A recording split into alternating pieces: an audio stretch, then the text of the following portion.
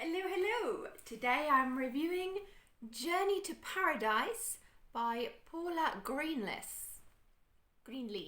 Sorry. See that there. Now this is historical romance. Big thanks to Net Galley for my review copy of this.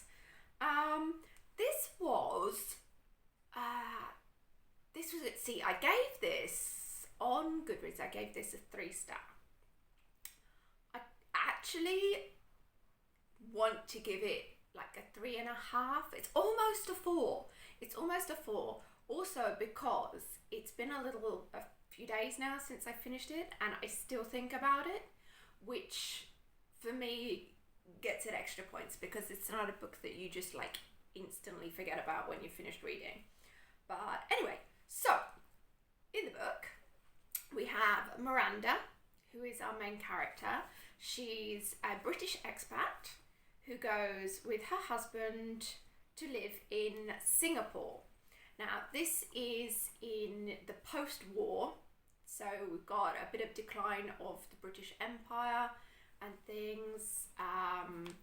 The general conditions of places and everything. You've got to go back in time here. So anyway, they go as expats to move to Singapore.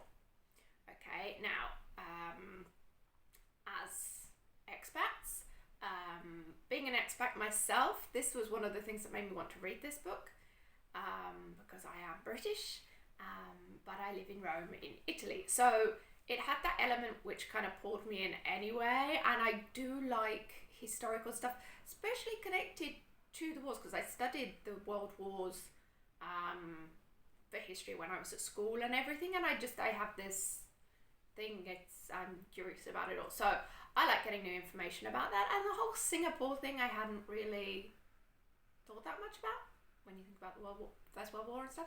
So anyway, so Miranda and her husband Gerry go and live in Singapore as expats. They move into this community which is mainly expats living there.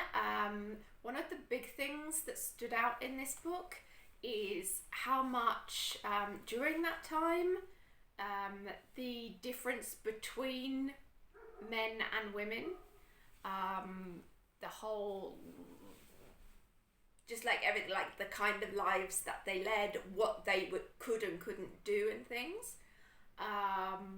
This book also, as a bit of a trigger warning here, there is Miranda and Gerry lose their young child, before they move there. It's actually one of the reasons why they relocate. And she is still very much reliving the trauma of having lost her son. And so that comes up a lot in the book, especially as her new next door neighbour, who is an expat, but they have a newborn son as well. So there's lots that happens connected to that. One of the other big storylines in it is the fact that Miranda, when it was back in the war and she was in England and everything, she volunteered, and so she had a purpose, whereas since the war is over, she no longer has a purpose and she's gone back to being just a woman. And so she struggles with that a lot in it. Then we have Dr. Nick, who generally comes across as like a really nice guy, although some things, I don't know, just he didn't quite, he is a good guy and everything, but he definitely has his own stuff going on, and it's not all of it clear all of the time. But anyway, so they end up having a relationship in it, which obviously back in those times was considered, is very much frowned upon, okay for the men to go to their gentlemen's clubs and do whatever they want with whoever they want.